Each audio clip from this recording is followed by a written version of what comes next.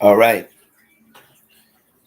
Don't know me, but I've spent 20 plus years doing what you're doing, searching for truth. And it's amazing. I had went to denominational church, fell away. Then I sought a non-denominational church and thought that was the right way to go. But for 20 plus years, all I did was how they say spin the wheels. The guy behind the pulpit, although he wasn't dressed in a gown like the denominational church I went to, he's a slick moving dude. Quoted scripture, made all these glorious and wonderful promises, but like the guy in the gown, pompous, arrogant. But if what he says doesn't come to pass, what's the problem? Is the problem with him or with me? Because if I continue to follow a person like that, who's worse, him or me? If I'm going to bear the judgment of trusting a person who is not speaking in God's behalf, but speaking out of his own lustful heart, and I still follow him despite the fact what he says is not being manifested, who's to blame? If what is not working in my life is not working, can you blame him? There was a preacher recently that talked about the COVID-19 worldwide evangelistic preacher, got tens of millions of dollars in the bank, big houses, cars, multiple planes. He comes in one day, starts preaching, and all of a sudden something hit him. He thought it was Elijah in front of Ahab. Instead of talking about the end of a drought, he's talking about, or the beginning and end of a drought, he's talking about the beginning and the end of a COVID-19 pandemic. The reason why Elijah had his prayers answered to him and not the 450 false prophets of Baal is because God confirmed him as a prophet. Because what he said was in line with God's revelation, what God spoke to him. The reason why that dude keeps talking and nothing's happening is because he's not like Elijah. He's a false prophet.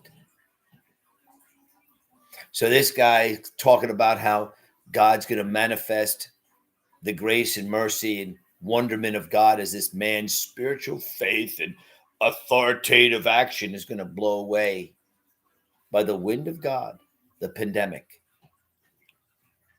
People are clapping, shouting, screaming. Nothing happened. It's like the 450 around the Bullock where they're cutting themselves, screaming and yelling, but nothing's happening. And Elijah said, how long will you be halt between two opinions? They're confused. Why the confusion? What these dudes were saying, the 450 prophets did not come to pass. I don't care what this guy's dressed up in that you're following, what this dude has in his possession. I don't care if he's the most respected, renowned dude on the planet and he's following the truth, the way, and the light. If what he says doesn't come to pass, he's not a true prophet.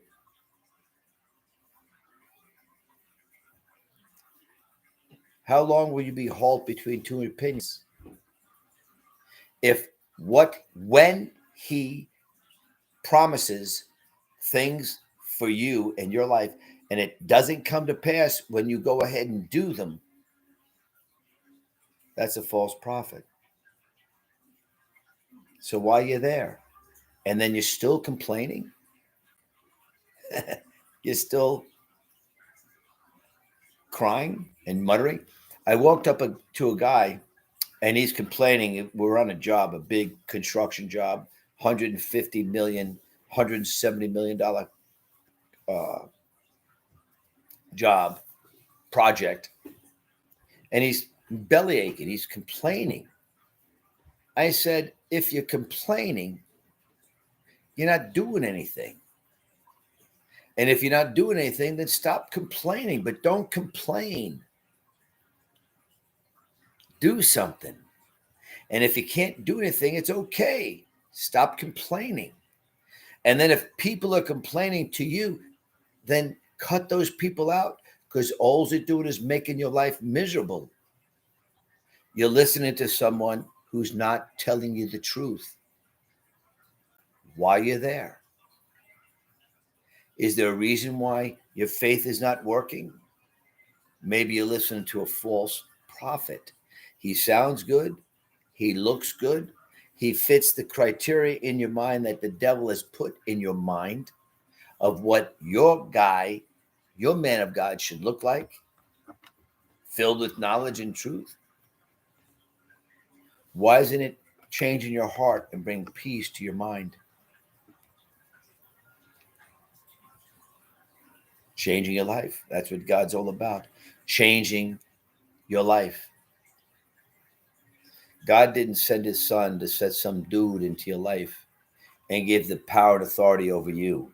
The only power and authority that we have before anyone else is Jesus Christ when he speaks to us and talks to us. And God's truth has to come to pass. He has to talk to you. And the things that you're struggling most in your life, think about the times that someone came up to you, wasn't maybe a person, or a person said something, or a dream, or a vision. And the struggle in your life is your obstinacy about doing what you know is wrong and not receiving God's blessing, not trusting and obeying. God woke me up on the couch one day and said something to me that I had to obey. And every time I didn't, I was to blame. I was in a place I shouldn't be, and you're in a place you shouldn't be. You're following a man that you shouldn't follow, and you know it. But what else is there? It's God. Jesus Christ speaking to you like he spoke to Abraham, Isaac, Elijah, Matthew, Mark, Paul. You'll be accountable for what God has revealed to you, not the dude behind the pulpit. So you better get with it.